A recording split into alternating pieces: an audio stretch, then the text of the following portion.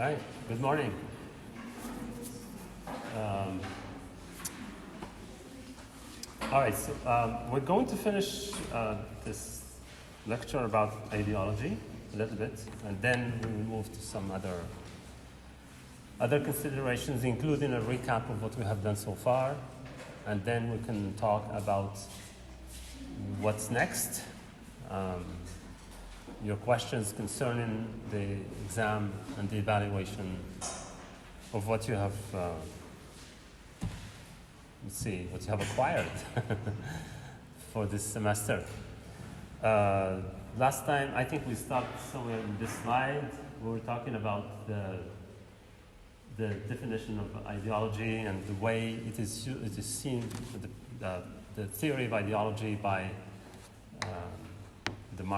the French Marxist philosopher Louis Althusser, and basically in this essay called Ideology and Ideological State Apparatus or Apparatuses, where he describes how the state exerts its power on the citizens. But why are we talking about the state and power, etc.? It's because it's constitutive of what we call the subject, of what we are as citizens, as subjects, and we see ourselves naturally as subjects. It's quite normal to say I or ana or whatever you say. It makes sense. It's a common sense idea.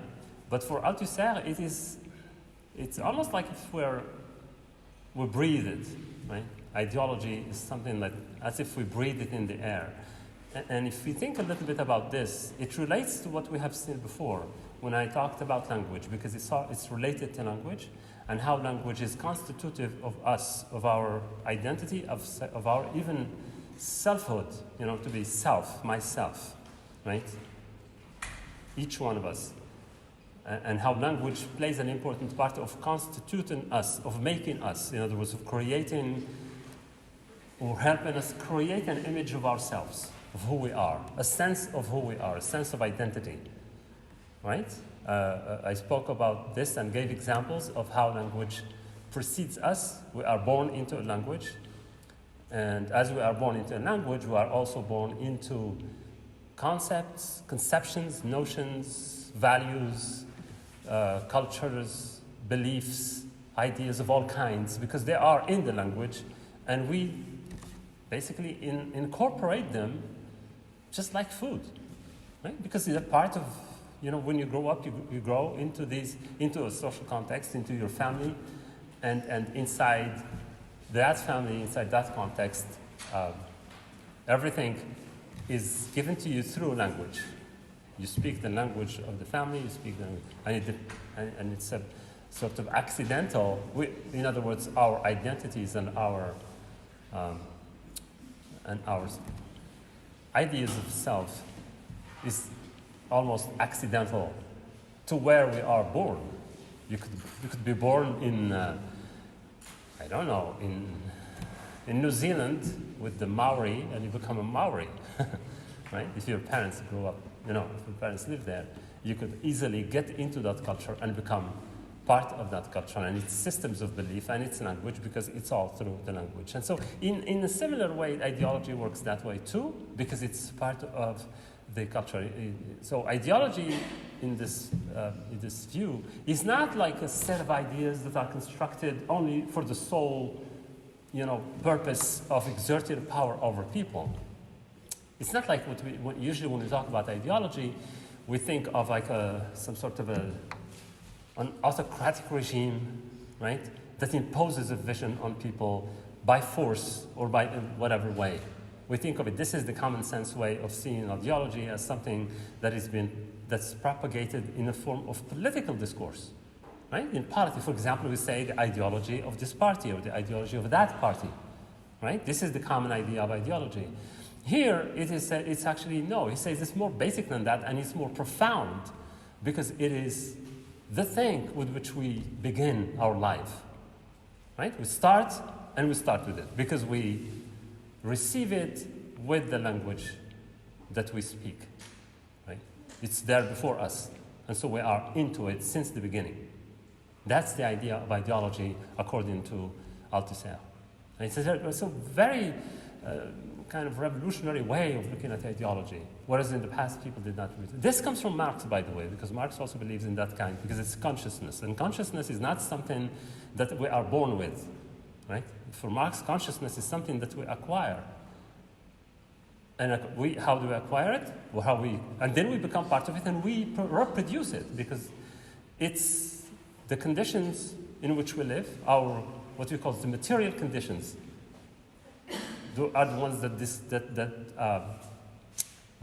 determines our consciousness. Consciousness of the world, consciousness of who we are, consciousness of the others, consciousness of social relations, of the meaning of whatever we do, meaning of action, what it means to be involved or not, etc., what it means to be a citizen or not a citizen, etc. So this is what we call the consciousness, the way, right? We call it all way. In other words, you are conscious of your condition. When you say, for example, when you hear, especially the leaders of the student unions, like they say, why CSE, etc. It's interesting because it says that you are conscious of the political conditions and material conditions in which, and historical, we call it historical material, conditions in which you live.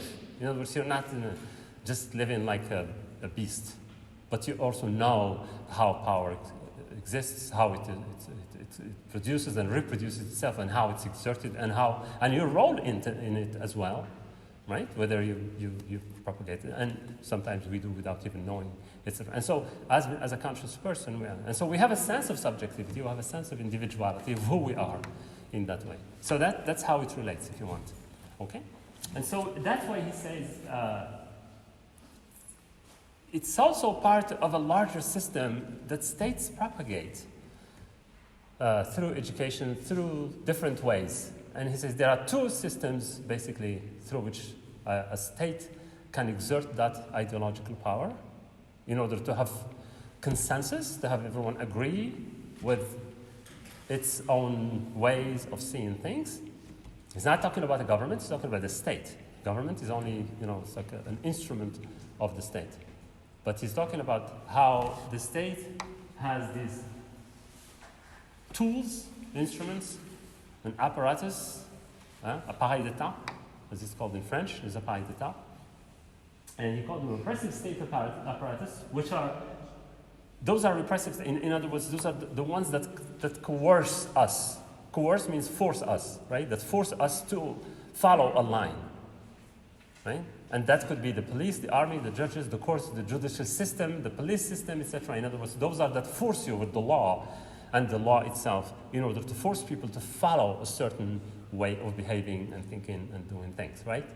That's what he calls repressive state apparatus. In other words, there are tools that repress people, that force them to follow a line. And then there is this other one, that softer one. It's when the soft, what do you call it? It's not soft skill, but it's a soft media. It's a sort of a soft, what do you call that again? Forget the word. Anyway, it doesn't matter. But it's a soft way. It's not repressive, but it convinces you in a different way.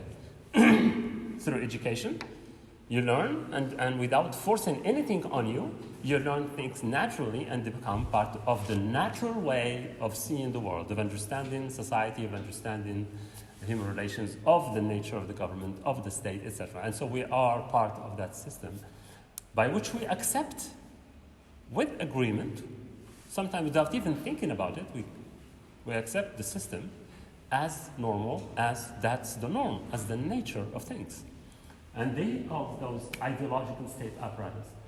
That is to say, like schools, education in general, religion, institutions, the media, culture in general, etc. Those are the things that we don't pay attention to, but we live them, we practice them, and we go to school, we go to the mosque, we go to whatever, and we are learning in the meantime to follow a certain line, and we become part of the herd, right? We become part of the collectivity, of the group, right? Without asking questions, okay? But that's different from the apparatus, where people, for example, when you have a revolution, I gave you examples of the revolution that took place in Cambodia in the 70s. In Cambodia, they wanted to force on people who have no idea about communist ideas or Marxism or anything. It forced them to abandon lots of their beliefs and practices by force. It says now, you do it now, right? And then they ended up killing 2 million people or more because the people did not understand, most of them. And some people resisted, and who resisted was shot dead. Right? And so we have this, and the group is called the Khmer Rouge. It's like a group of communist students who were in Europe, mostly in France, and they studied there in the 60s, and they were very much influenced by this. And they took it literally. They didn't understand it, in a philosophical way, but they understand it literally as a program, as a political project to do it. They said, we have to clear people's heads of bad ideas, of superstitions, and force them to be this. Well, it didn't work, right? And so it produced lots of carnage, lots of damage to the people. Anyway, so,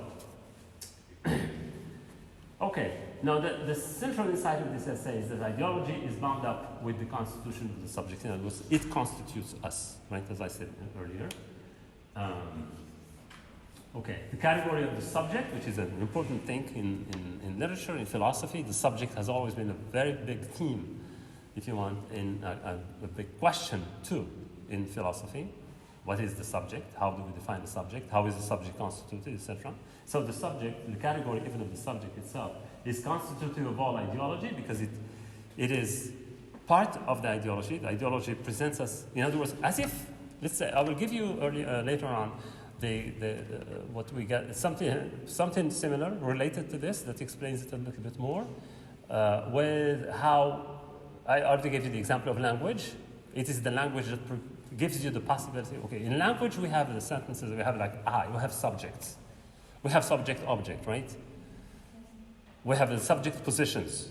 The I, for example, right, that starts a sentence, I work, I talk, right, is a subject position that is given to us by language and that we adopt. Since we are born, when we grow up with that and we incorporate the sentence, which begins with the subject, that differentiates the subject, the I, from you, from the object, right? But there are different subject positions that are given also, not just the I. It could be in a group, it could be we, part of a larger group. But it can also be, for example, the student, right? As a student, it's a subject position too. The daughter, a father, a mother, a son, a friend, etc. Those are subject positions that are possible through language. And so we identify, we occupy this subject depending on the situations. On a discursive, let's say, situation where there is, we use language, we are in those positions depending on that situation. You can become when I'm an I, you are a you, right? And for you, I am you, right? Okay, so there is this thing. And it's language that makes this possible. Okay? It's the language that gives this possibility. And so that's how we say the constitution of the subject is ideological, because ideology is permeating language. It is infused in the language, right? It's like when you make tea. Tea bag, you put tea bag in hot water, you remove it, and then you have only one thing. It's homogeneous. It's one thing. It's there. No? You have a glass of water, you boil it, and it becomes like white, no color, but you put the thing in it, and it becomes like yellow or orange or red or whatever it is. So it's that kind of process whereby we acquire these positions. Is it clear until now? Does it make, if you have any questions or anything, you can interrupt me anytime. Okay? Okay. So I've already explained this, so there's no point of going back over it. It's the same, I've already said most of it. To put it simply, subjects, or people, make their own ideology at the same time as ideology makes them. In other words, that's what I said. You can't differentiate when you put a tea bag in a glass of water, you can't differentiate between what is the tea and the water anymore, right? The water makes the tea and the tea makes the water. So it becomes one thing. It's homogeneity. In other words, like that. We become colored. It's like we are a blank slate and then we acquire this thing. Okay, the implications of this idea are enormous because it means that ideology goes to the heart of personal identity. Right? Ideology goes to the heart of personal identity. of how we conceive ourselves as subjects in the world and all that this involves. Well, they explained that in the beginning. Althusser avoids a reductive opposition of ideology and reality. By see that's the thing. This is the idea I put in bold in there, because what we have is the opposition between ideology as an imagination, if you want, as a language, as a conception, as an imaginary thing, or as an abstract idea, with reality, which is more concrete. So he wants to break that idea, that polarity, that this ideology is here and the reality is here. In other words, even the Marxist idea of superstructure, which is ideology. You understand this? البنية الفوقية or البنية التحتية in Arabic. The material conditions, which are what we call the infrastructure, right? L'infrastructure in French. And the ideas that we have of ourselves, of the world, are ideas. And so the culture, philosophy, literature, art, etc. These are all part of ideology. These are part of that other level, which is abstract, but it relates to the infrastructure. For Marx, it's the infrastructure that determines these ideas. I said that earlier when I explained ideology. And so there is an opposition. And Althusser wants to break that position. He says that opposition is not. So he avoids this opposition by insisting, by suggesting that ideology makes our reality in constituting us as subjects. When language comes, as I said earlier, the things that we take as natural come to us through the language. And the language also is what carries the ideology. And so we are constituted by language and by ideology that is like infused in it. And so the reality, because, you know, it's like the thing and a representation of the thing. Imagine yourself and your picture. Right? There is yourself, the material person, and there is the thing, a portrait or, you know, a picture of you, which is not you. You say, no, this is a picture of me, but this is not the real me. The real me is this other person, right? Okay? In language in general, language is all, I said this, I think, before, that language, and this comes from Nietzsche, he says language is all metaphoric. Because it relates not directly to the things it describes, or it expresses, or makes possible. When you want to talk about something that is not here, you use words. In any way, we never really talk about the things, because it's language that makes it possible for us to talk about things, right? Which makes some people say that things don't exist without language, because what I have is words. If you want to talk about your breakfast this morning, if you had breakfast, I don't know if you had breakfast or anything, it's already gone, it's not there. But all you can give me is words. I had coffee, I had tea, I had bread and butter, bread and olive oil, whatever you had this morning. It's not here anymore. All you have is these words that you're telling your friend. What did you have for breakfast? I had this. Yeah, okay. Well, it's familiar because it's something we know, and so we understand what we're talking about. But the things are not here anymore. What we have only the language. So we never really have the things in themselves. The only time we have the things is the present. And the present it's like a continuous present, but then every moment we live, we've already gone beyond something. Something is past, something is gone. So we can. The only way we can recuperate, we can bring back things that are gone is through the language. You understand this? That's what language is not. It's always something, I'm talking about all these people. Althusser is dead long time ago. I mean, for you, it's just a word, Althusser, right now. I mean, how is he? How does he look, etc.? Who cares? But what we have is what he left, right? And what we're saying about him. Language, they say, represents. You get it? Represents. In other words, presents again. Makes something present again. That's the idea of representation. which is not the same in Arabic. In Arabic, we say tamthil. If we say representation in Arabic, we have to translate as i'adat tamthil, which makes no sense. I mean, it does make sense, but somewhere else. Or, yes, it does make sense in a different way. But in French or in English, present means being here. So in Arabic, it should be tahdir, hadir, right? I don't know, maybe I'm just saying. But you can think about that yourself. I mean, you could do your research on this if you want, right? But if you say represent, in other words, bring to the present once again, but not materially, only, in a metaphor, in a word, okay? So that's why he says this duality between the reality, right, and ideology is broken down, because ideology represents the world to us. It represents the world to us. But he says,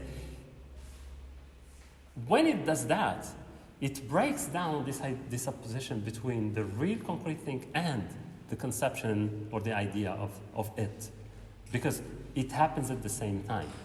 In other words, the world as I see it is the result of my upbringing, of my culture, of who I am, etc. In other words, of my ideology, of the thing in which I grew up like everyone else.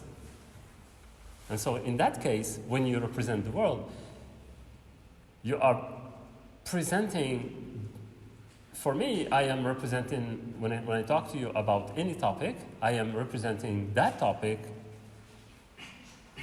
trying honestly to bring it to you as it is. But even in so, it's still my view of it that I'm giving you. Do you understand this? And so ideology works that way. It breaks down this distance between the concrete reality and the representation of it that we have. Is this clear? Or is it too abstract? I don't know. I reached the limit of my explanation, so if you want to ask me specific questions about this, I can probably find more to say. That's why it's very important to ask questions, because I can give you more only if you ask questions. So that helps me explain, using different things, different ideas and different words. All right? Okay, but let's talk about the subject, because it's very important to talk about the subject. It calls us, it says, ideology says, he argues, hails or interprets concrete individuals as concrete subjects. In other words, we become subjects through, I would say, language, and through language, of course, ideology. And so, as I said earlier, the fact that you can say I is because the language allows you to say I.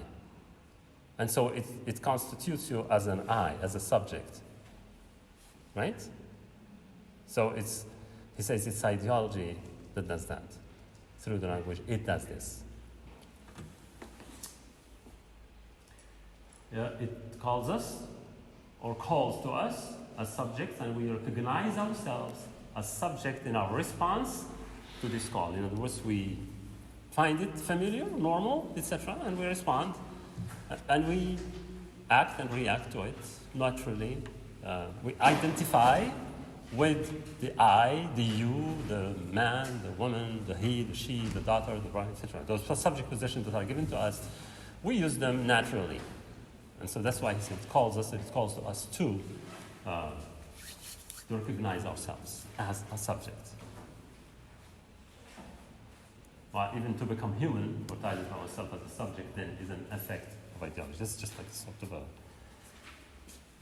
repetitive idea. Now, Althusser believes that art makes us see. Art is there to make us see. Art in general, which includes literature and everything else. All the arts make us see. All it does, it makes us see. But what does it make us see? Lots of things, of course. Right? Sometimes it makes us not see things. Right? It hides things on purpose sometimes. But what it allows us to see, and what it forces us to see, is the ideology from which it is born. In other words, when Althusser reads texts, stories, fiction or anything, what he sees is the ideology of the text, the position that the text takes, the political position, the ideology in general, etc. In other words, statements, for example, you take a statement that says, for example, democracy makes sure, brings development. If you have a statement in that one, it's obviously an ideological position that is clear. And so if you find that in a speech, for example, political speech, then you understand that this person has an ideological position. It's a very obvious ideological position that relates economic development to the practice of democracy, for example. Right? Okay? The ideology from which it was born, etc. In other words, we see a text, and you can take anything. For example, there are lots of ways of reading this, but we don't do that all the time. We don't have to. Right? You don't have to do this all the time. I'm just saying that these are things that you should be aware of, but not really something that you have to be crazy about all the time. Some of it, it's even for me when I teach classes of literature, but I don't usually go into this kind of things. But it's very important to know because it makes you aware of the complexities of language that we use all the time and the ideas that we don't really pay attention to most of the time. For example, if you read, how many of you are familiar with Jane Austen? Jane Austen, the 19th century woman, an English writer. She's a very famous writer. She wrote lots of books. For example, Pride and Prejudice, which you should read. It's really good. Pride and Prejudice, Mansfield Park, what else? Lots of novels. Emma, there's a novel called Emma. So many. And her novels are described as those of she's very ironic too. There are lots of irony in her work, and she's very, very, very intelligent. But when she talks about, for example, most of the stories and characters are about the middle class, the bourgeois middle class English society of the 19th century. And it rarely describes, you could see, for example, signs of wealth, for example, in the way she talks about their lifestyle, the way they dress, etc., the type of things they do. The whole lifestyle is that of a bourgeois middle-class society of England. But there is absolutely nothing about the source of their wealth. It never describes the wealth. Where does it come from? Sometimes you can have a few things like, for example, that one person is rich or made his fortune overseas. It says overseas, in other words, with trade. But what kind of trade? What was the common trade in 19th century England? Huh? I thought you talked about earlier the trade of slavery. Well, there was slavery, right, in 18th century. People in America, they made their wealth. Exactly, yeah. But there is... disparity in the wealth between the white Americans and Right. black. Mm-hmm. But you have so many things as well. The trade could be with the colonies, exploiting other countries and their wealth, right? For example, extracting mines, bringing resources from the other countries and bringing them to sell them in England. For example, when we were studying English history and English literature, we heard, there is always this talk about what this huge company, this absolutely global sort of company, English company called the East India Company. East India Company is a big thing. It's the one that ran the government of England in 18th and 19th century, right? Because it's basically the thing that made English an imperial power with lots of colonies all over the world, right? And it was based in India, and they were extracting all the wealth from India. And one of the things that they were doing, and that has never been talked about, and it's most of the time covered, is that they were actually they were forcing Indian people, the peasants, to cultivate opium, poppies, right? And from they make opium. They have factories of transformation of opium, and the opium is sold because opium is very expensive, right? It was expensive at the time, at least. I don't know if it's still expensive now. But it was extremely expensive, and they were making so much money out of it because they were selling, for example, it was used in medication, in medicine, as painkillers, they used them for lots of things. For example, for surgery, you have to give people a dose of opium so that they can't feel the pain, or all kinds of things. But at the same time, it was also used as a drug, and that's the most part. And the part that we were making of it, that we were making much money of, is this part, selling it as a drug. And it was sold especially to China. So they produce it in India and sell it to China. And then they had a war with China because of this. The Chinese one day decided that it's too much because it was killing the people. The Chinese people were all addicted and it was crazy. And so the government decided to stop it, and then there was some sort of a war between the two countries over, because China wanted to defend itself against this invasion of opium dealers that were selling the opium to England. And they were making crazy amounts of money out of this. Right? And it was sold in England also to the bourgeois society, they were just like crazy about opium. The British, the British, the English middle class society was a great consumption, had great consumers of opium. But since it was expensive, it was only reserved for the rich, right? That's what made Marx say that religion was given to the poor as the opium of the people, of the poor. Because they could not afford opium to get drugged. The government gave them religion, saying, okay, well, religion is the opium of the people because it's the cheapest thing. Whereas the other opium, the one that's expensive, is reserved for the high class.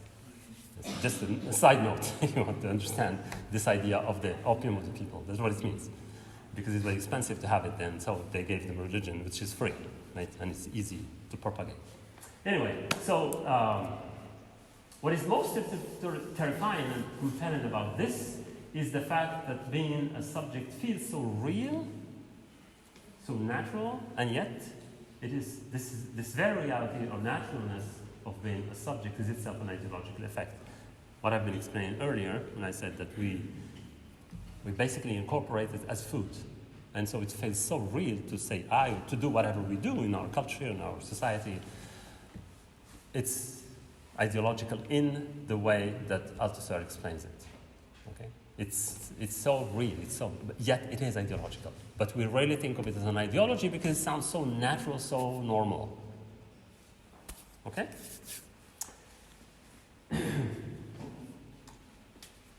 Okay, now to the subject, question of the subject, and how the subject was thought of. This is how I will explain the subject in other terms, psychological terms, or in terms of psychoanalysis by Jacques Lacan. Jacques Lacan is a very famous French psychoanalyst. He wrote a lot, and he was a kind of he was not accepted by the Academy of Psychoanalysis and Psychologists in Europe because he broke down all the rules of psychoanalysis. But anyway, that's a different topic. We can talk about that some other time. Jacques Lacan argues that subjectivity is not acquired, but it is created. It's not something that you acquire, it is created. Which goes a little bit against what I was saying earlier, but you will understand. He observes that until the age of 6 months, an infant has no sense of identity. Babies, until the age of 6, they have no identity. Basically nothing. They don't differentiate between themselves and their mothers. Right? The mother and himself is like one thing. There is no distance yet, at least. It is not able to distinguish itself from others, including, especially with the mother and the father. But the mother is most important because that's where the baby is always with the mother for breastfeeding, for all kinds of things. And so. But between the age of 6 and 18 months, children become capable of recognizing their mirror image. In other words, if you put a mirror in front of a child, then they start to see themselves. And then they would recognize themselves in the mirror. Before that age, if you put a mirror, they would not understand what it is. Right? You could do that with dogs, if you have a dog or a cat. Right? If it's small, they would not recognize themselves in the mirror. I tried that with my dog. And the dog was looking at that, and he thinks it's another dog.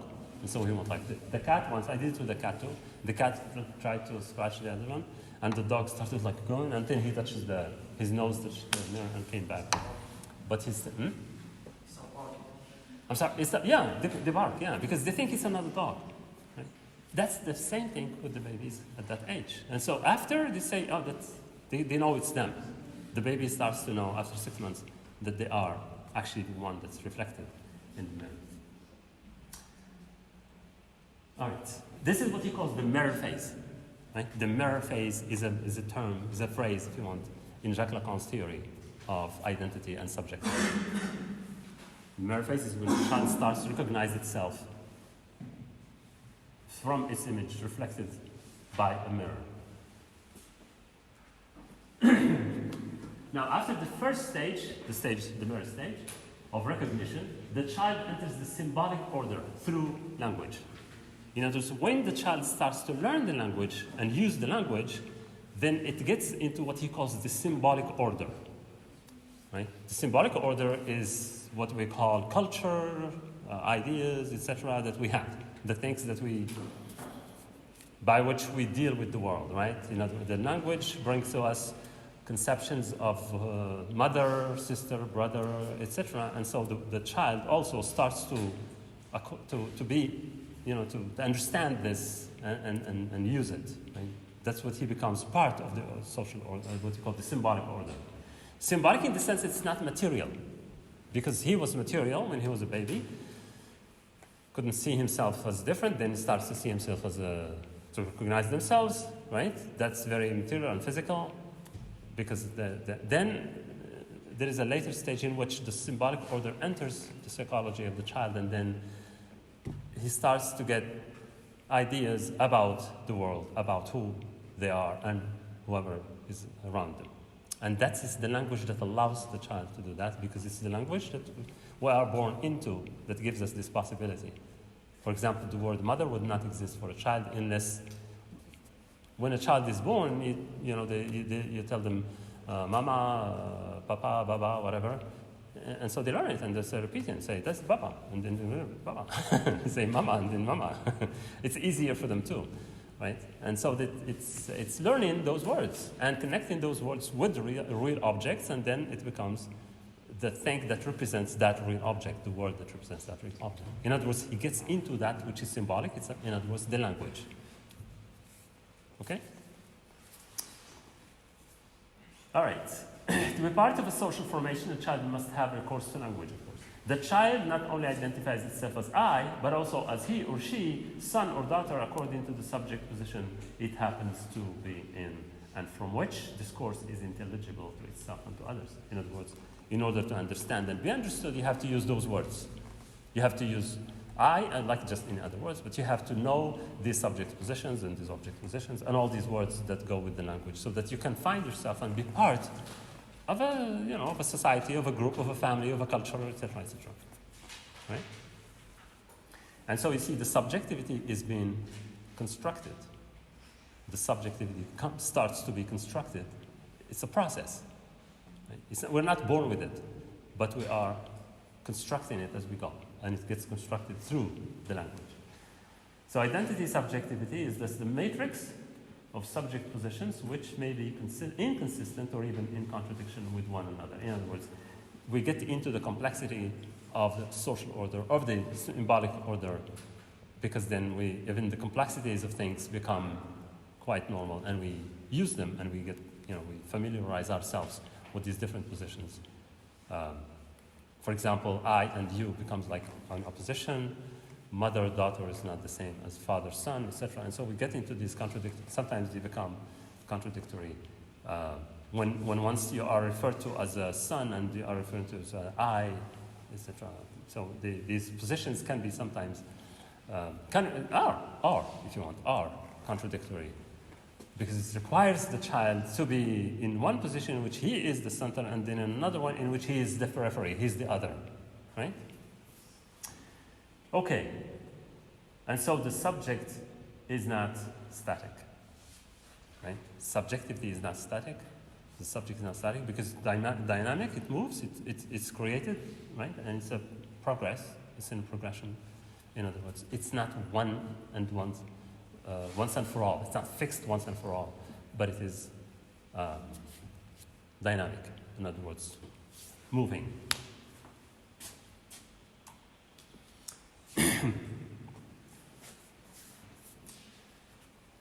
Right, subjectivity was very important in 19th century fiction, for example. And I told you earlier that it's a very important topic in philosophy, but also in literature.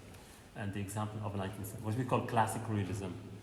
I gave you the example of Jane Austen, for example, because it's all about individuals, right? And the relationship between individuals and in that social class of the upper middle class, and their relation also to the lower class, because you have not just in a novel, for example, you take any one of those examples of novels, not just Jane Austen, but could be anyone, where you have people, for example, you have the servants, and nobody questions the idea of servants and maids, and why some people have to be maids and servants to other people.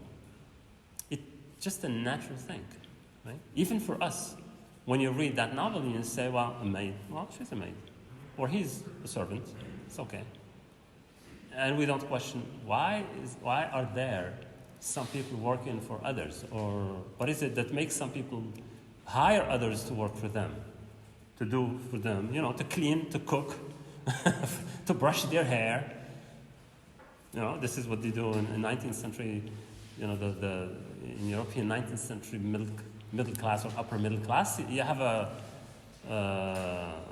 either a nanny, even today they have that, but you have I forgot the word they use for a woman who takes care of the children. You have the parents, but there is someone who takes care of the children more. Yeah, we have it today. In some families in Morocco, we have that. That is crazy.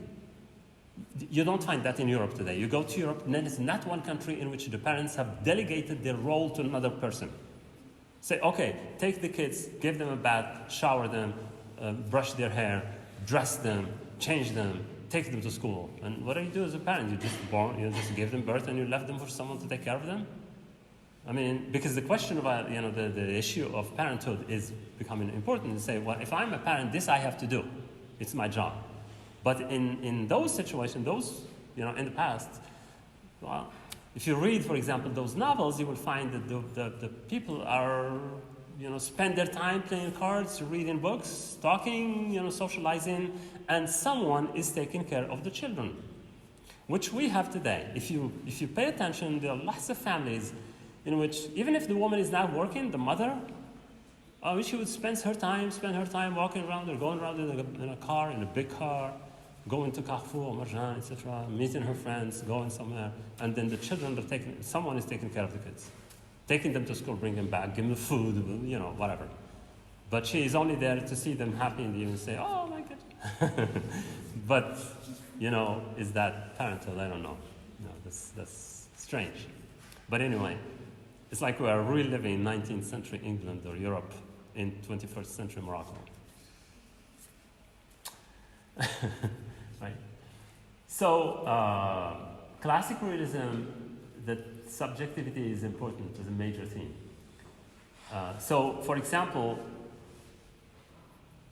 the novels that were constructed upon, what we call the Bildungsroman, or the novel of formation, the novel of identity construction, or the subject construction, or identity of the novels that deal with, for example, you have David Copperfield. I don't know how many of you know David Copperfield. Not the magician. There is a guy called David Copperfield who's a magician, not that one. But there is a character by Charles Dickens. How many of you know Charles Dickens? You heard about Charles Dickens? Right? Charles Dickens, Great Expectations, Oliver Twist, The Tale of Two Cities, I don't know, Dombey and Son, Hard Times. These are titles of his novels. But he has this huge book. It's called David Copperfield. And David Copperfield is a story of David Copperfield since he was born until he died. And it shows the growing, right? The growing personality and the growing up of this person from his infant, since he was an infant until his adult age, right? And so the subject becomes really the most important part, the construction of personality, the construction of this. And so it is ideological, right, in the sense that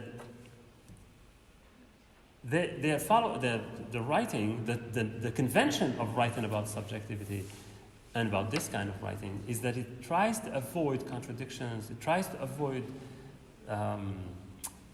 what we call inappropriate behavior, etc. In other words, they want to raise a person, an individual who is consistent with himself or herself from childhood until old age. And it's very ideological as a thing, because it says that it's as if saying this is the model of the individual. It should be like this, someone who grows and learns, etc., and becomes. But it doesn't say anything about his psychology, about his craziness that's hidden. For example, but if you read Freud and this, you find that we are not just rational people. We are mostly irrational because the human psyche is divided, according to Freud, in 3 levels. I don't know if you know these things, right? You have the ego, the superego, and the id, what's called the id, right? And the id is the big one. The id is the craziness, the wild beast, the one that's hidden, that we don't want to show, the wild side of us that we are unconscious of, the things that come out in outbursts of anger, of impulse, in dreams, in all kinds of things. And the superego is the one that tries to repress everything, and the ego is the one that tries to make a balance between the craziness and the rational. So we become the real people, and because it's based on a reality principle. In other words, be real. Don't be crazy, and don't be crazy in both ways, right? Crazy repressive, or crazy like there is a cartoon, and there is this character in one of the cartoons, the Tasmanian devil. You know the Tasmanian devil? That creature that breaks everything, that has no limit, nothing, he turns like crazy. And he can destroy anything around him, or around it. I don't know if it's right? Tasmanian devil. I represent, that's what I think of when I imagine the id, that subconscious part as the one that wreaks havoc everywhere, that creates disaster wherever it goes. And so we have to subdue that. We have to, you have the policeman, the superego is the policeman who hits that thing on the head, say, no, quiet, sit down. And you have the other one who says, oh, come on, let's be balanced, right? So to be a balanced person. And so the 19th century classic realism was about the ego, was about this reasonable person, but not recognizing the others, not recognizing these other parts, right? It's Freud that makes people realize that actually humans are, that's why some people sometimes go crazy. Because that part, when they lose control, when the ego loses control of that, either you go crazy, go fanatic, right? Too repressive on everything, or they go completely crazy and they can recognize no rules, right? That's why, for example, you have people who are so, schizophrenic to the sense that they can go naked in the streets, for example, and they have lost the sense of what to do or what not to do. And that's because it's possible, because it's something that all humans have, and that as a balanced person, we try not to do that. We try to keep that because we have ideology, we have morals, we have this and that, ideas, all of these ideas that keep us, in that kind of balanced life. But, anyway, so if there is an inconsistency in a character, it's not acceptable. In 19th century, in all realist fiction, inconsistency is seen as a negative side, as a negative thing. If you go to the 20th century, inconsistency becomes really valuable. You say, good, yes, because we are not always consistent with ourselves. We are not all the time this balanced person that we think we are. If we do that, it's like hypocrisy.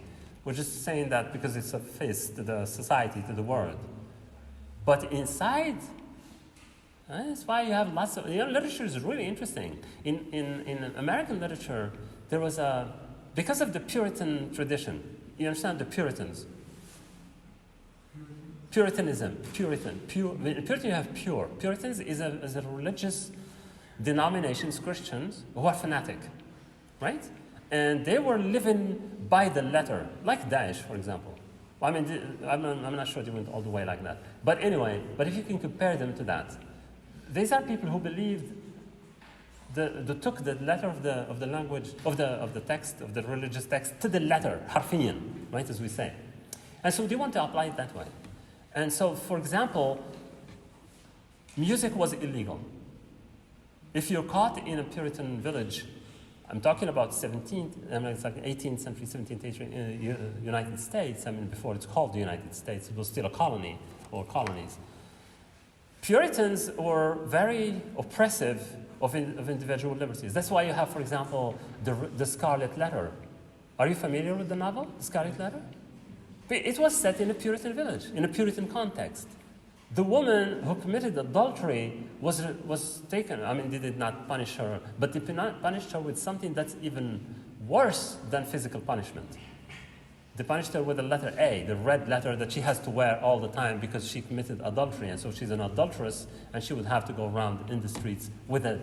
She was sentenced by the community to wear a red letter A on her clothes, an apparent big letter that shows that she is not a conformist, that she's not one of them, and that she has to stay with them, but with that constant, what we call, the word that people use today, that young people say, is like slut blaming, like shaming, right?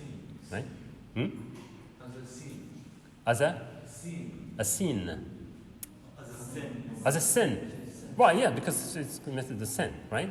And so they take things literally like that. And so this other part, what I said, I don't even know what I'm talking about that. Anyway, I gave the example and then I forgot and it was too long, so anyway. Sorry about that. I'm sorry? Yes, the Amish. The Amish, yes, the Amish. They have no technology. Well, they refuse technology, they refuse cars, for example, they don't have music, no music. Medicine. They don't use medicine on. Well, they have their traditional medicine, Yes. yeah. But they do have medicine. I mean, now they're changing a little bit because they have doctors and they can go to see doctors.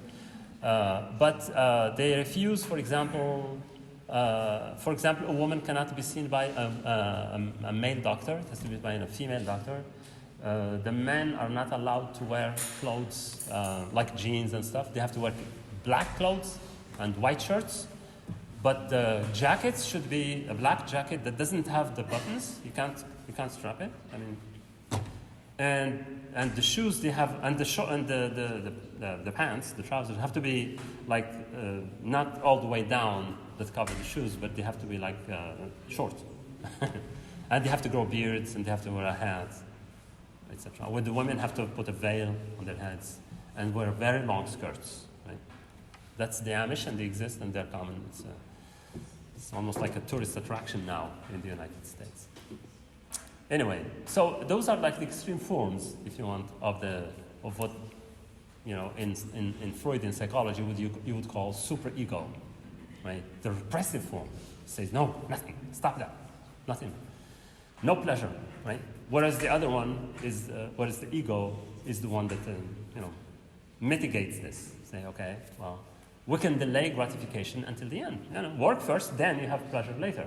But don't start with pleasure now, because pleasure now means impulsive. It's the impulse, right? It's the desire to have think now.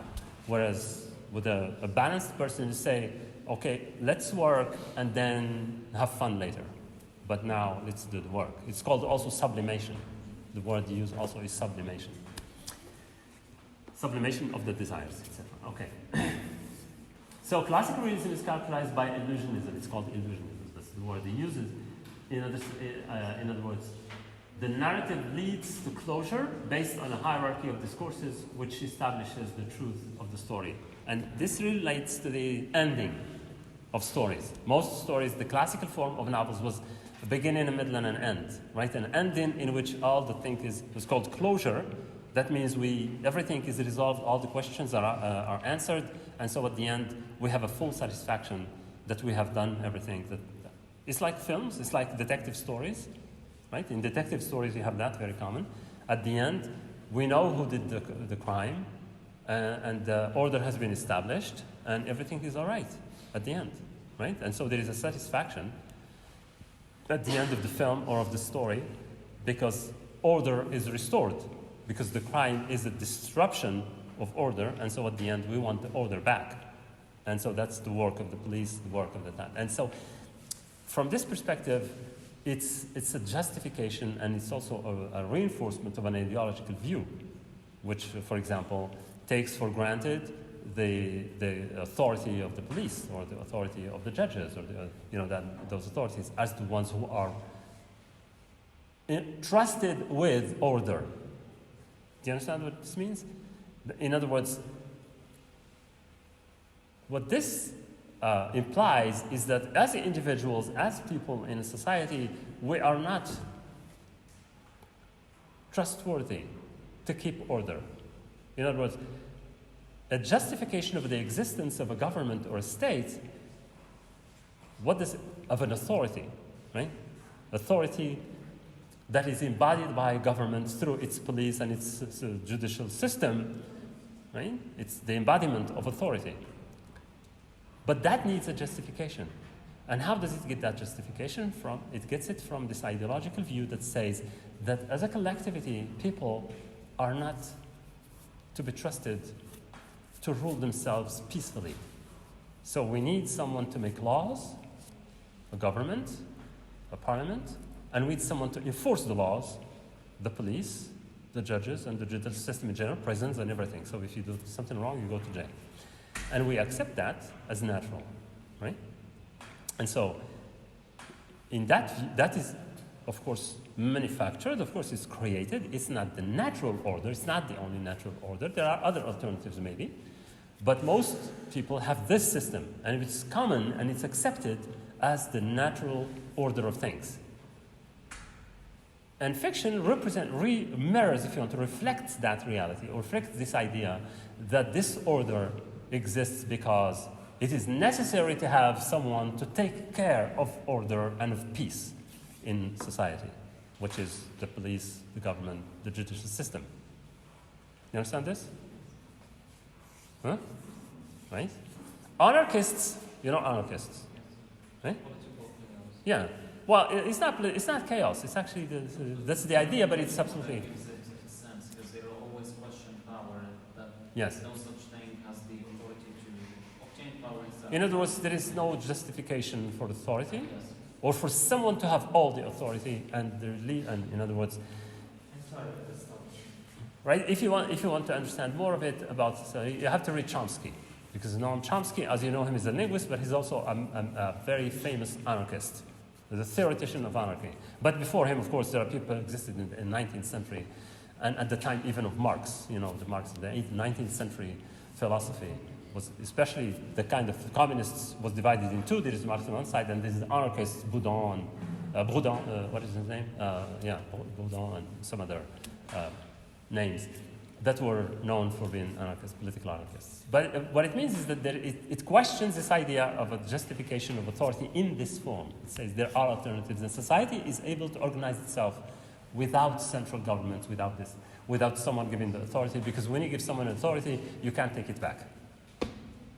When you give someone authority over you, you cannot take it back. It's not easy to take it back, right? Once they are abusing. You know, George Orwell says, you know George Orwell, Yes. right? He's the one who said, for example, says power corrupts, and absolute power corrupts absolutely. So if you give someone power, they are bent on using it or abusing it. You give someone certain power, then one day, they're human. They can be tempted to abuse it, to use it for their own purpose, their own benefits, etc. So that's why there is this. It's all part of this discussion on ideology and authority and all of these relationships. So closure is the point at which the events of the story become intelligible to the reader, like in the detective story. In other words, we find the final solution to everything.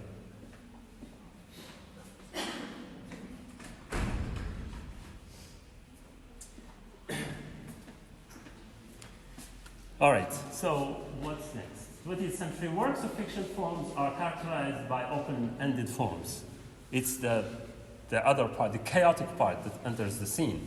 What 20th century literature, 20th and 21st, since 20th century, even 19th century, and even there were novels that did not conform. There were lots of non-conformist writers. It doesn't mean that everyone was doing the same thing. There are many authors that did not do the same. Remember, I gave you an example of Tristram Shandy, Lawrence Sterne in the beginning, the first sessions of this course.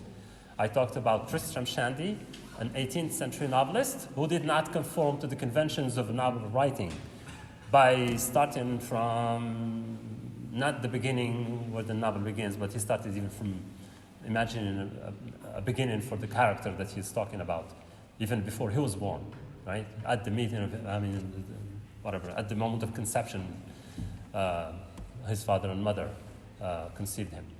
And also by not following the order, a chronological order, but breaking the chronological order, getting into all kinds of digressions and breaking the storyline, and not finishing the story, and even put in, for example, blank pages and confusing notes, things that make the reader really lose their mind. They say, "How can you read this crazy thing? It doesn't conform to anything."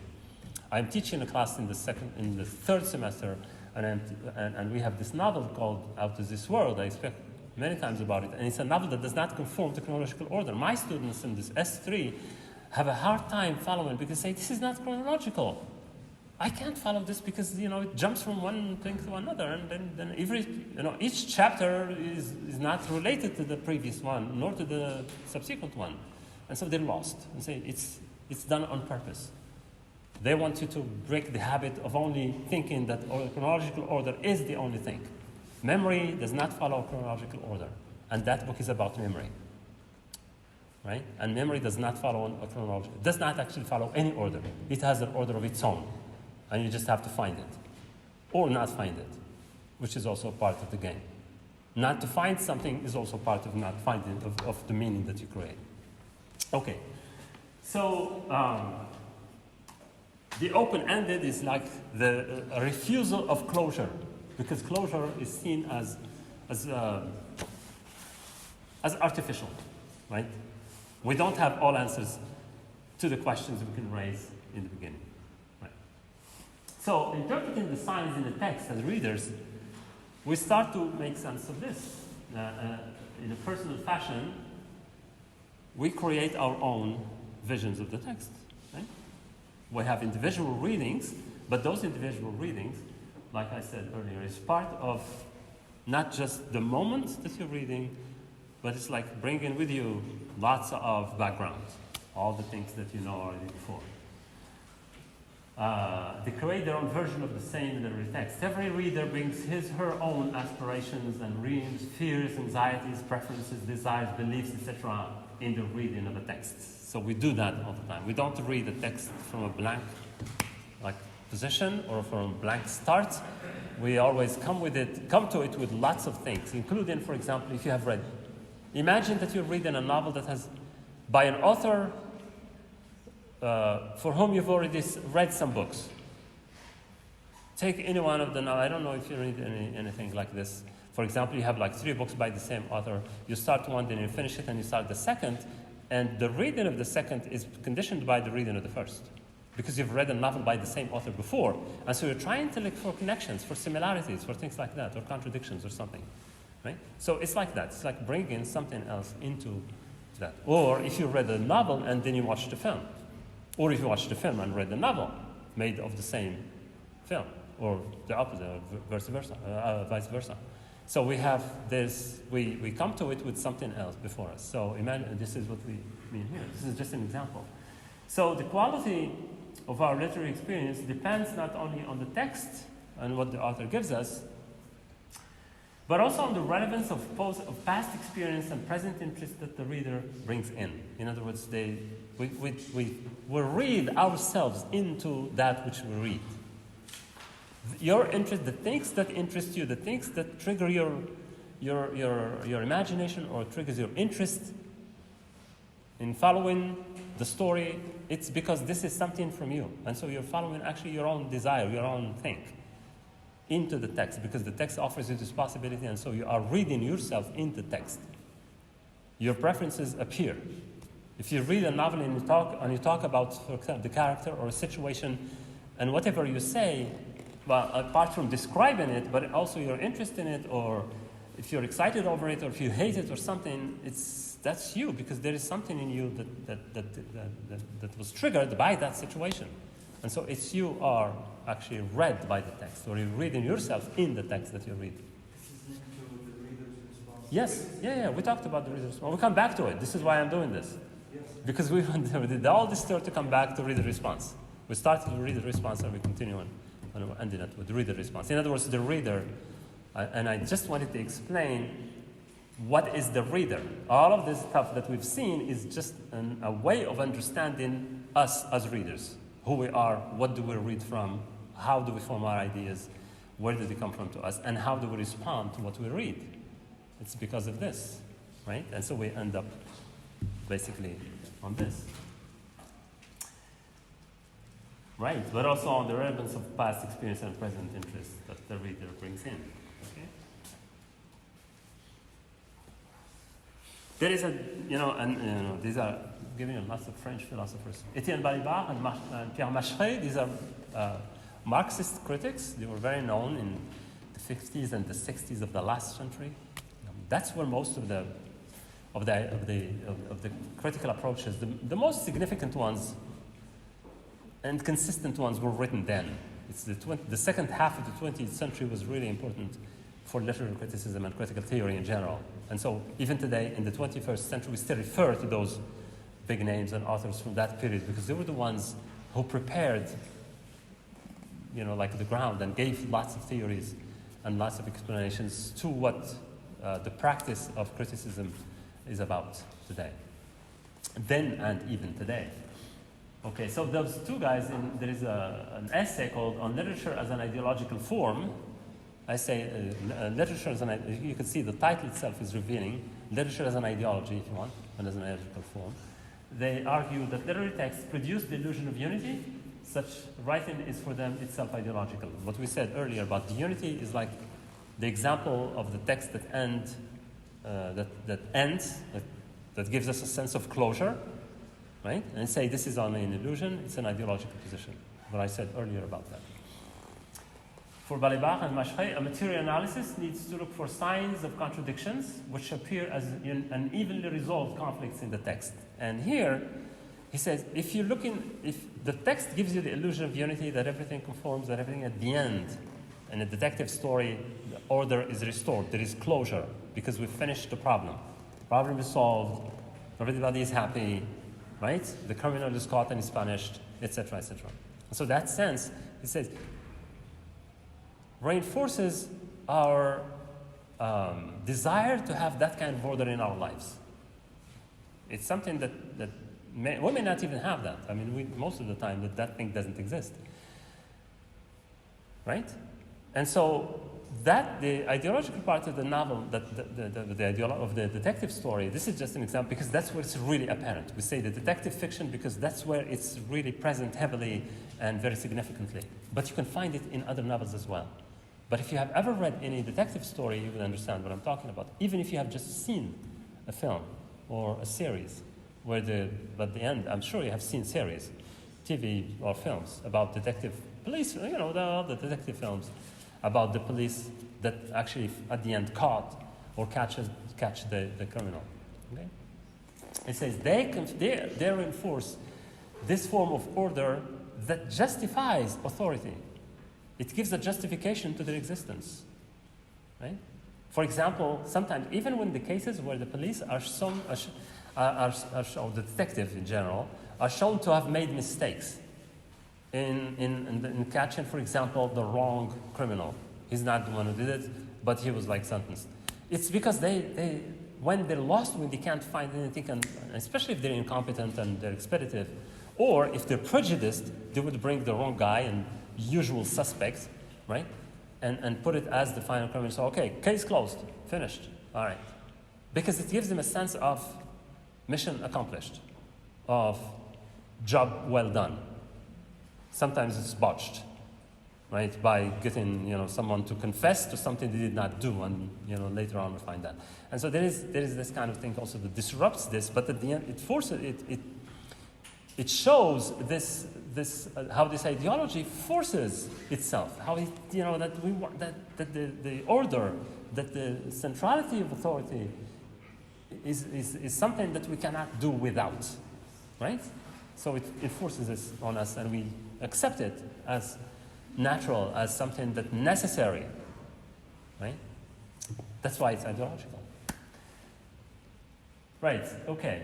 So they are asking, and when they're doing this, Balibar and Mashkhay in their text, in their essay, they're actually saying, okay, well, I mean, a good reading, a materialist reading of this would be to look for contradictions, for conflicts that are not resolved, the things that are not said, the unsaid, the things that are not said, the things that are not explained, the things that are left or brushed over because the writer just is interested in doing that, but left so many contradictory points. And so we have to find those contradictions in personality, in the person, in the character, in the events, in the story in general. So we look for those things that break the illusion of a complete work, of a completely harmonious kind of thing. To give you this idea, it's like looking at the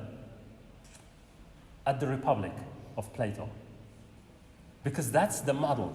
The model has always been the Republic of Plato for every thinker, for writers, for many people. Plato has this idea of a republic. It never existed. It was just a proposition. It's like a theory, right? His idea is that it is possible to create a perfect state. A perfect state where everybody will be happy. But there are conditions for it. First, it has to be ruled by philosophers, right? And second, it is stratified. It has classes. It has these different levels. Not one is important than the other, but you are supposed to accept your status, your position. Farmers stay farmers.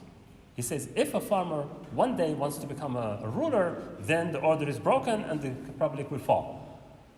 So it's very static. You understand? This is his idea of a harmonious. He calls it a harmonious. And one of the most important thing in it is the principle in that harmony is called moderation. In other words, accept your position as a shoemaker or as a soldier or as a ruler or as a farmer or as a manufacturer as it is, and never try to move to the next level. That's where you are. It's not about injustice or fair or not fair. It's just because this is how we can be together. And his example and his ideal object, if you want, his ideal, if you want, example for this is the human body. He says the human body is harmonious. There is nothing as harmonious. There is no organism. It's an organic view. He says nothing is as harmonious as the organism that we call the human body. He says it's the head, it's the mind that works, that leads. The heart is the defense, right? And the rest of the body is the one that does things. But he says the foot cannot do the job of the hand, right? If you start doing things with your feet, you're going to do some crazy stuff.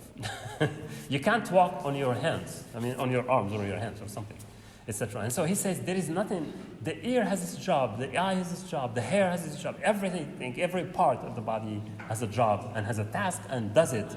And so it's harmoniously and it's working in harmony, and each part of the body is accepting its position. And in solidarity too, right? You understand this? That's the ideal vision.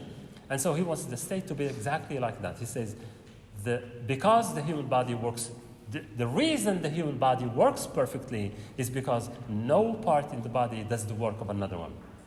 The lungs do their job, but the heart does its own. The stomach does its own, etc., etc. So each part of the body does its job perfectly and without contradiction with the others. That's why it's perfect. So this is what we call the ideal state. An ideal state would be something similar to the human body. Now, in the 17th century, in England, there was so much strife. There was a civil war, basically, in England. And there is this other philosopher from that period. And his name is Thomas Hobbes. I don't know if you know about Thomas Hobbes, but he was one of the first, also, especially modern, political philosophers of the time. Thomas Hobbes wrote this absolutely fantastic book. It's called The Leviathan. It's an absolute, I don't know, but I love reading it. I taught it. Years ago, it was part of the program. You wouldn't imagine what we were teaching then. But he was saying exactly the same thing. He said for England to become one nation, one body, they have to accept this model of the state. Because, and he has reason, he gives lots of reasons, rational thinking and reasonable thinking in order to convince the English people to accept the authority of the king, right? He says, without a central authority, there will be chaos and we will become enemies to one another. He says, man is wolf to man, right? He says, without a central authority that will subdue us, we will kill one another, we will tear each other apart. He has a very bleak view of humanity and of human nature. It's like saying that humans are only controlled by law and by police, otherwise they would kill one another in the streets. They would start fighting for everything. But he has justifications for that. At the time in England, there was really so much trouble in there. And so he's trying to convince people not to do that and to be, part of one thing. And he says that the Leviathan is the state where, and the Leviathan is actually from the Bible. It's a monster. It's a sea monster that appears. It's part of the stories of the Bible anyway. But it's this huge monster that threatens people to kill everyone unless they are all with him. In other words, it's a figure of authority that imposes itself on others and asks the people to consent to their submission. You have exactly like Plato's idea of accepting your position in society. You have the same in Hobbes, the saying that we have to accept our positions. We have to submit and to consent to submission because our submission is a contract with the leader. We are a group of people, and by constituting a group, we have a force, we have a power, and that power should be delivered, should be given by consent, a social contract, so that we can give it to the leader to use it for us, for our benefit, and including against us if we rebel. You understand this? Do you see the point? In other words, we have to give authority to someone. It could be a person, it could be a group of people, it could be an assembly, it could be anything. But we cannot manage it ourselves, so someone needs to lead, someone needs to govern, to rule. And we have to accept that. And accept that that person will use our authority, because we're together. If we fight together, we'll be winners. It's like a group, right? Individually, we are nothing, but as a group, we are strong. And so that strength, we will give it to someone to use it on our behalf. And he adds, but also, if is needed, against us. If we start to create chaos. Right? That's a good justification for governments throughout history. That's what has been happening, right? Anyway, in different degrees, evidently. But anyway, so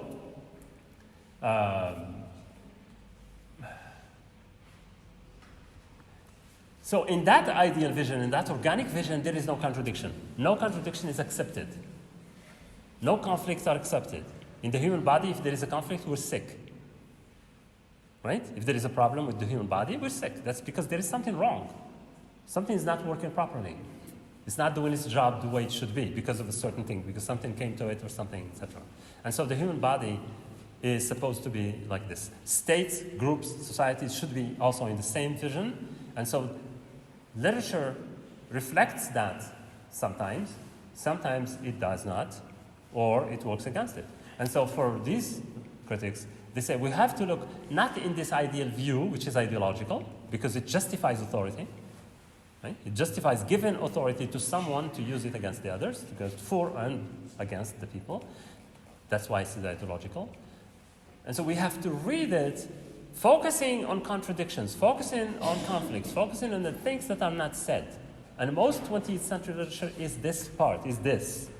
It's this contradiction, these conflicts, the things that we thought were like common, natural, etc., become suddenly problematic because we start to really scrutinize them and look inside them and look for things that are not really common, that we just cover, right? It's like covering the contradictions. It's like whitewashing a wall to cover, or put in some kind of paint or something to cover the blemishes, the not good things, or put in a wall against like slums so that nobody can see it, etc.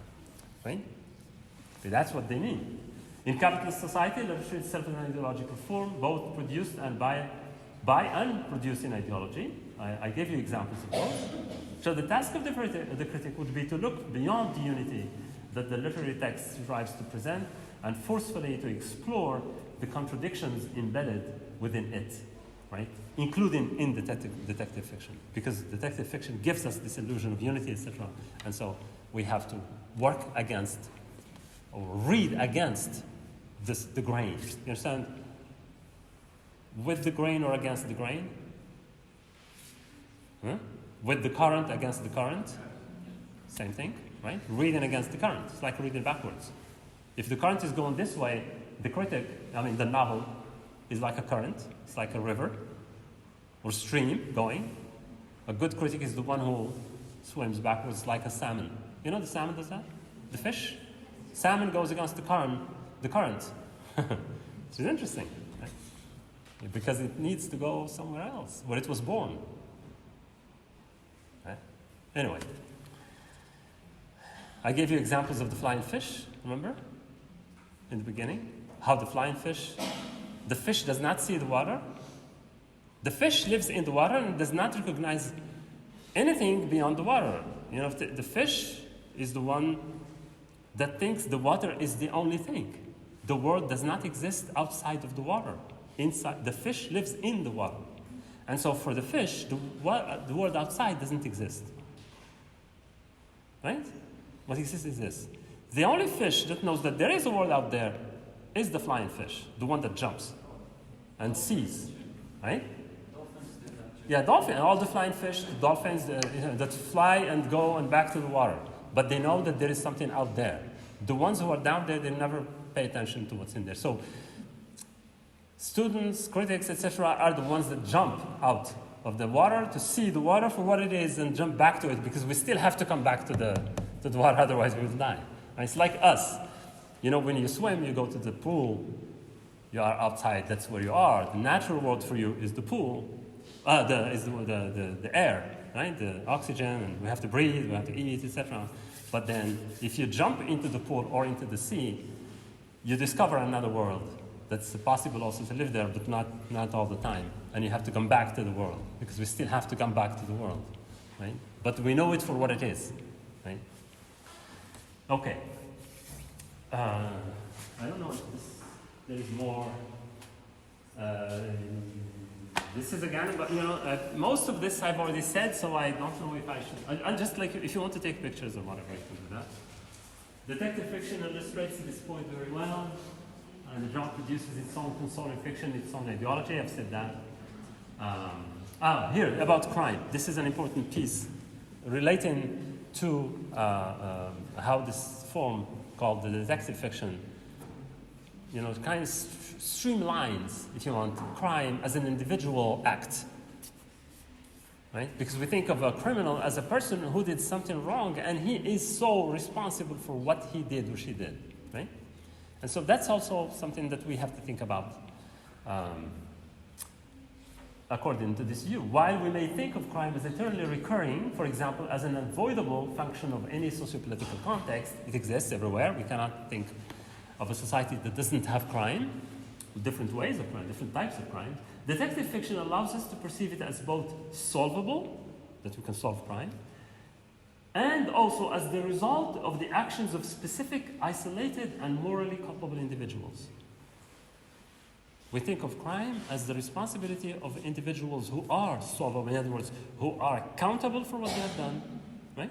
And they are perfectly able to be punished, to be blamed and punished for it. You understand? We accept it as that.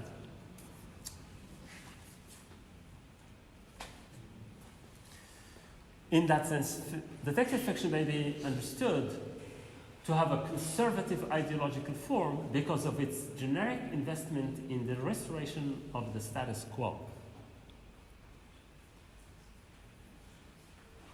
You understand the status quo? الوضع القائم. You understand order, right? If there is trouble in any country, there is a reaction. There are some people who wants to go and say, yes, why not? Let's do more. But then they have also those who say, no, that's not good. We have to come back to the status quo. In other words, to the normal order of things. Because there is benefit in it. I mean, if you have a good job and you have a good house and you have all the things that you need, why would you go outside and start making a riot? The riot actually are against you because you may lose those privileges that you have, right? So detective fiction kinds of gives us this idea that order, the status quo is beneficial to all, right? And that we have to keep it, right, etc. And we have to keep the order, not to disturb the power, not to disturb authority or the structure of authority. We leave it as it is, right? Because it's beneficial to all.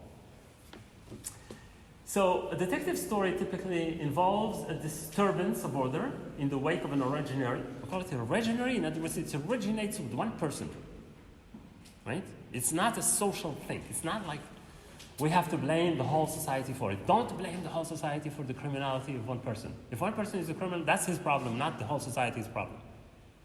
Right? That's why we call it conservative view.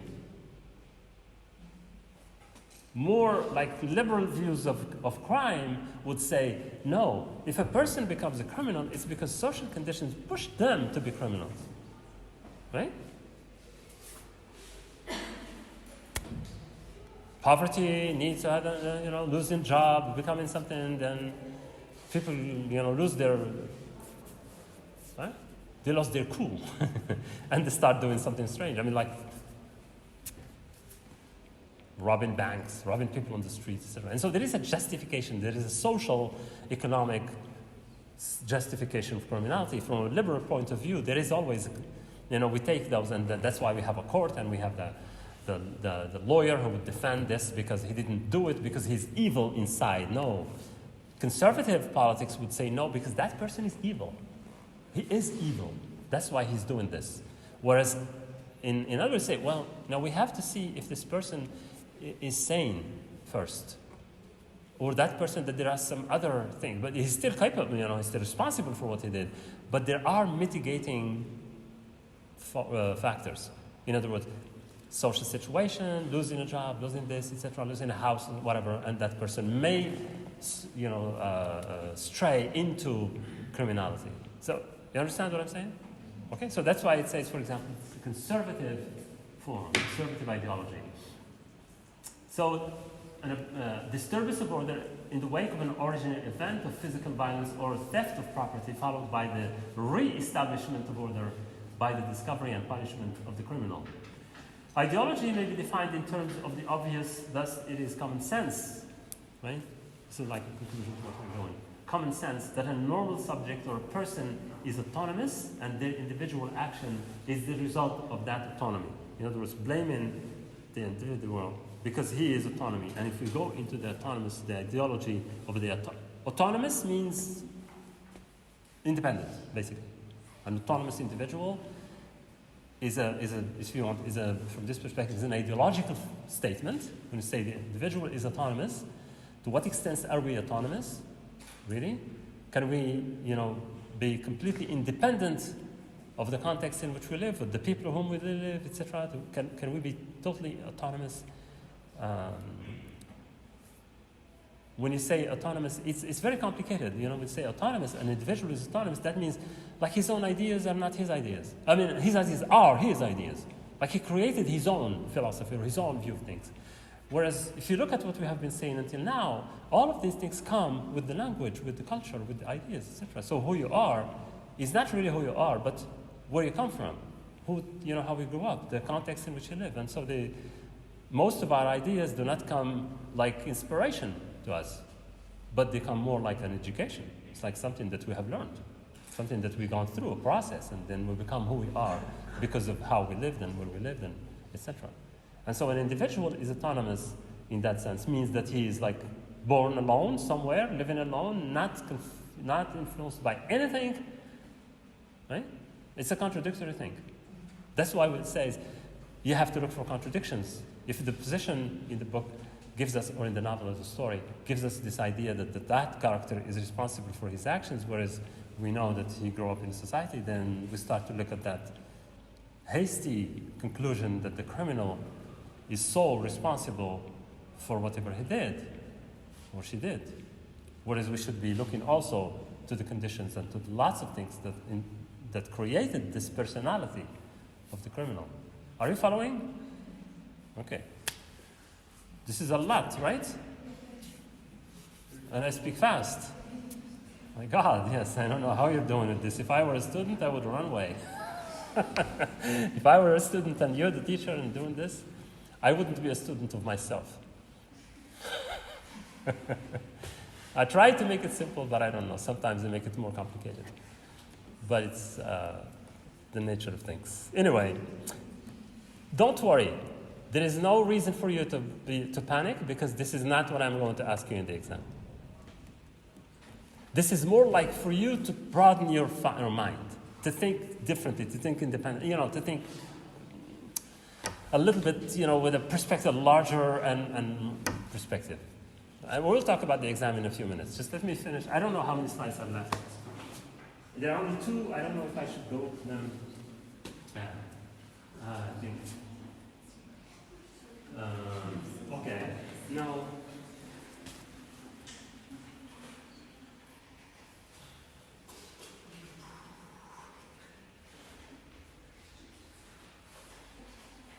This is the last one, but I want only this last part, with this paragraph here.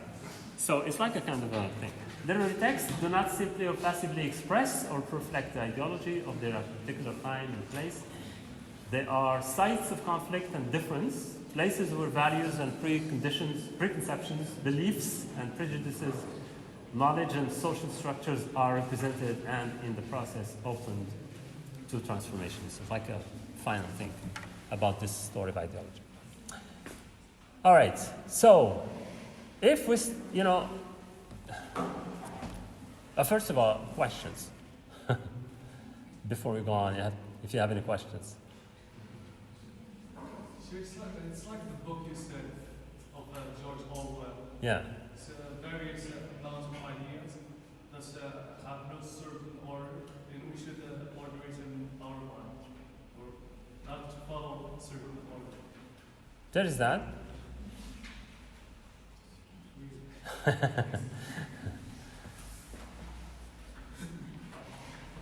It's not George Orwell, it's Graham Swift. The novel is Graham Swift. Not George Orwell, it's another one, it's Graham Swift. The novel I cited, like the Out of This World, it's called, the novelist is Graham Swift. Okay? But more likely, I think if I would do an example, it would be the one I cited earlier again, is Lawrence Stern. Lawrence Stern. I'm sure, I've already spoken about this in the first sessions, and it's called The Life and Opinions of Tristram Shandy, Gentleman. This is the title of the book. I gave you this.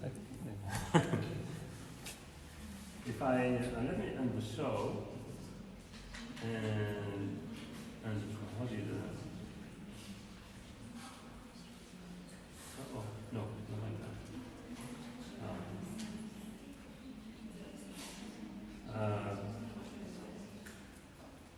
I can't believe there is almost like 90 slides, 97 slides that have been showing you over the course. Okay. I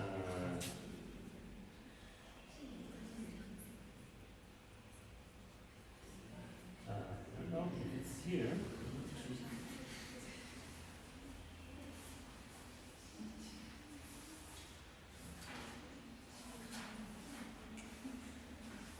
No.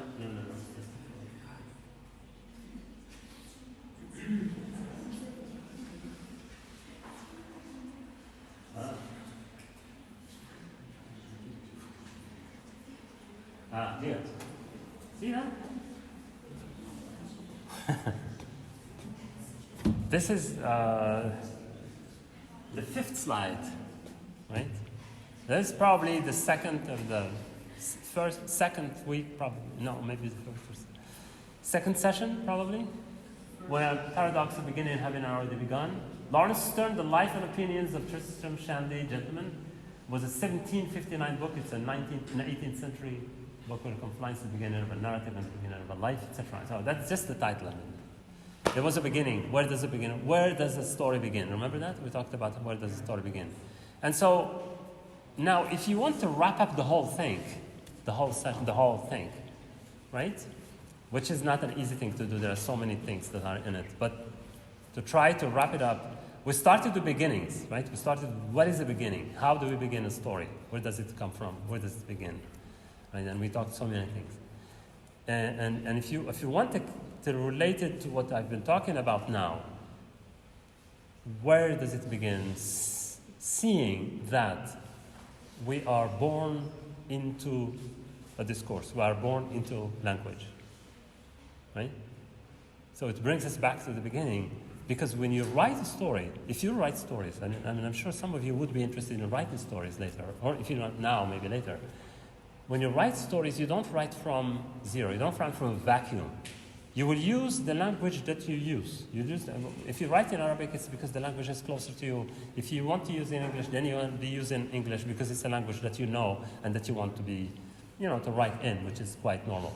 And so, but you are using conventions, you are using ideas, you are using examples, because you have read things, because you know things. And so when you start reading, you start not from a blank slate, as we say, not from nothing, not from a vacuum, from a void, but you start from something that's already there before you. Right? And so the same thing for the story. A story doesn't begin with the first word. It begins from a convention, from a history, from lots of things that come into it. So it's basically the same thing. The act of writing and the act of even being who we are is related to the fact that we are born into language. It doesn't matter which language, it's just that we are born into language. And with language come everything. And it is through language that you learn literature, through language that you learn criticism, through language that you learn about politics, about everything. It's about life, about marriage. Imagine, for example, that you say, you see that there is this very interesting book. It's in 1960s. It's called How to Do Things with Words. How to Do Things with Words. J.L. Austin is a philosopher. But if I say philosopher, you're not going to read it. he's a writer, okay? He wrote this book. It's called How to Do Things with Words. In other words, how language is performative. It's not just constative. You understand constative? Observant. You like to constate, to observe things. But actually it is performative. When a book, for example, the title of a book is a promise. If it says, for example, the book, any title of a book, when you see the book, it's a promise of something to come. And it promises you a story. Right? A promise itself, when you promise yourself or your friend or your family to do something, it's not just words. It's something that you will act on. It's something, if you don't do it, then it's not normal. And we learned that, someone who does not respect their word or their promise, does not keep their promise, is a bad person. Like you promised. Especially with children. If you promise a child something, then it says, you promised me this. It's also something about relations, with a husband and wife, or a friend and lovers, or friends, or fiancés, etc. You promise something, you have to keep it. Otherwise, that's not going to be good. Right? So, language is there. It's everything. We are born into it. It determines us. It makes us. It constitutes who we are. And language is not just words. It's lots of things. And all of these things is what I was trying to keep inside this idea of where is the beginning? Where do we start? How does life start? Even, the question, how does life start, is also problematic too. Where does it start exactly? Anyway, so that's, I don't know, how many of you, if you followed everything, I know some of you have been here consistently, some have not. So if you miss something, I will try to put these, we are filming this stuff, I'm recording this, so we'll put in the video and the audio together, and I will try to find some place where I'm going to post them. They have the platform, I will try to use them on the platform, the university platform, so we can have access to them, and we can also have them on some other media if it's possible. Okay? Maybe on YouTube too, why not? I mean, if we can have a channel, we can put that stuff there so people can... YouTube is a lot easier, yeah. Because I know everyone can have access to it, but we'll put them both on YouTube and also on that. Or at least have a link to them. I don't know, whatever. I see with the technicians, I don't know how to do that stuff. Okay? It will take some time though, because it's like 9 lectures or something, and so each one of them, we've already prepared some, and so we will put them soon. We will have someone post something on Facebook. You're a part of the Facebook groups, right? Of students of English or something. Then we'll have someone put a sign or a notice that things are ready.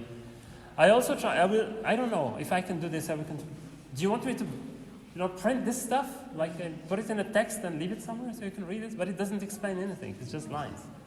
I'm sorry? The slides themselves? Okay, I can try to do that. I'm sorry? And the slides, and then the slides I can try them and convert them into a Word thing or just print them as they are and put them there. Okay, if they can help, yeah, why not? I mean, it's just for you to remember what we've been talking about, because that's not exactly the point. You know, when I start a class, I never think about the exam until the end.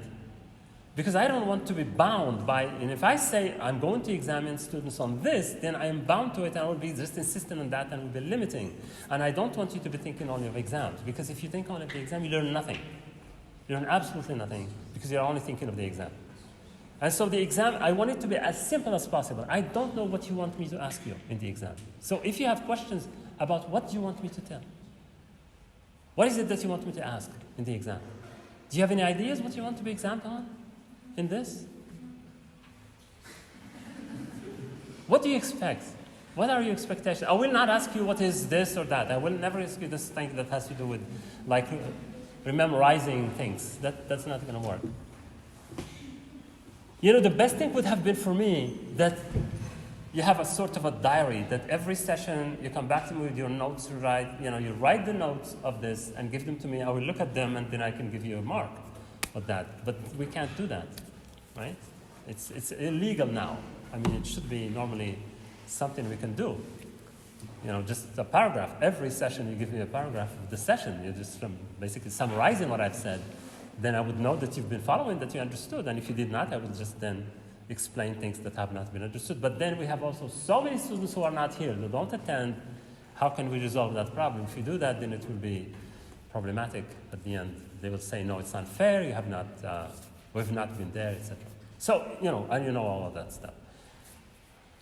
So, any questions about the exam?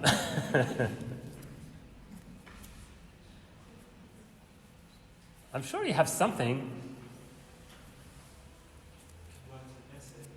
I know, yes, it's going to be an essay, yeah, certainly. But an essay on what exactly do you want me to write?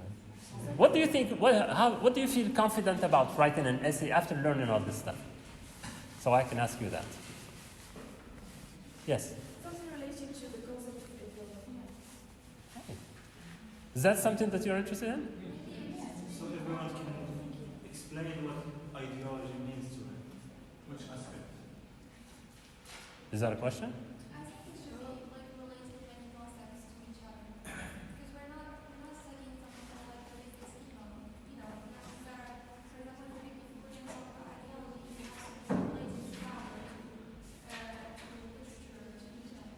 Mm-hmm. Yeah. Yeah.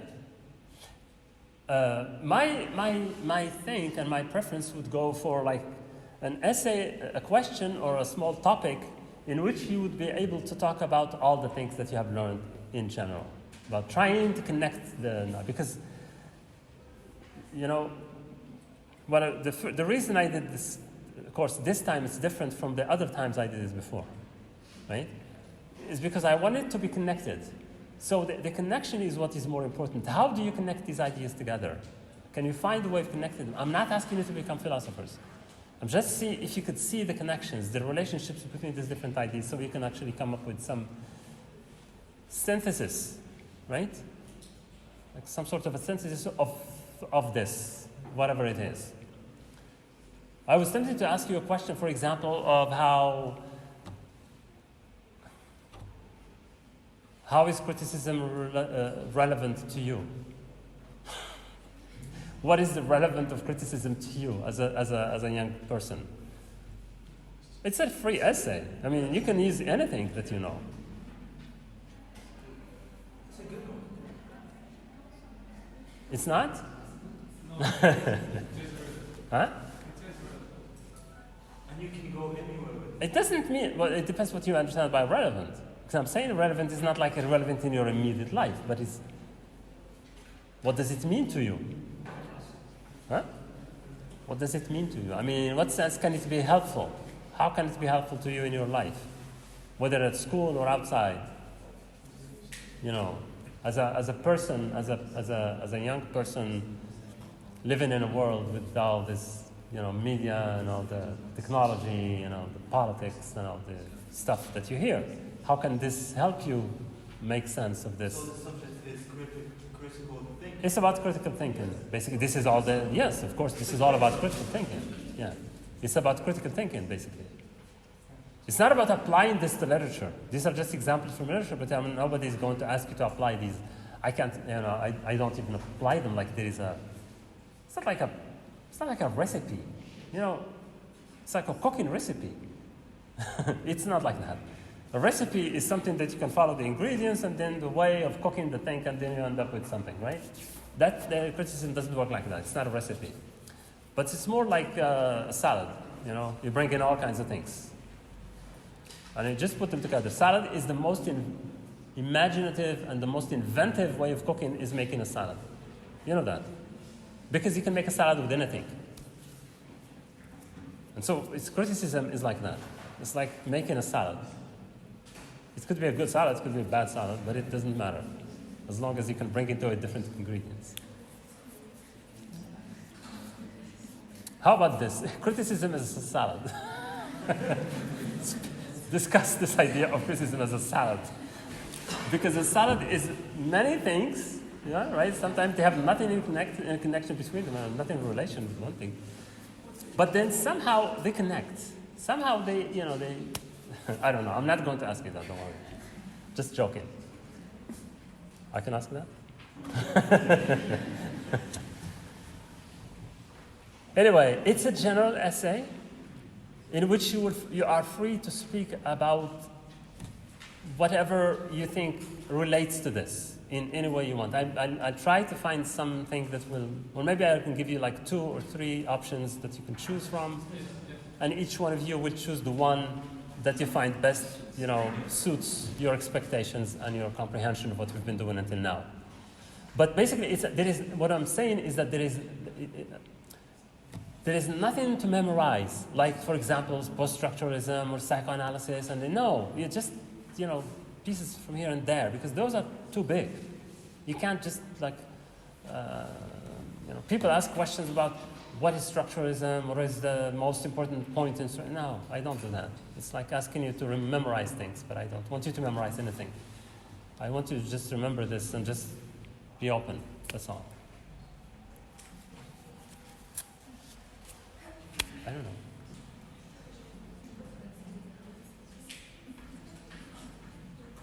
So, what is it? It's okay? You think it's fine like this? Wonderful. Have a nice, I don't know what it is, exam preparation. Don't panic. Never panic. And one thing, it's extremely important. You have to work in groups. If you work alone, you have to work together. You have to small group, 3 people, 4 people, or work together as a group for every subject, not just this one, for every subject. If you work alone, you will be left alone. Unless you're a genius and you don't need anyone to help you. But 3 or 4 minds are better than one. Well, especially on this one. Yeah, I mean, you can work at home alone, but then you have time where you get together with your friends and discuss the topic. This is how I work. This is how that helped me a lot. You know, in my career as a student, we used to study at home at night, etc. But then we meet once a week or twice a week with my friends, with the 3 or 4 people, and we have a discussion and we discuss things that we don't understand or that we, you know, and one helps the other. You know, everyone brings in an idea and then it makes it clearer. Okay? All right, good luck, and see you in 6th semester. In the class, an amazing class, it's called Literature and the Environment. It's going to be a lot of fun. I can promise you that.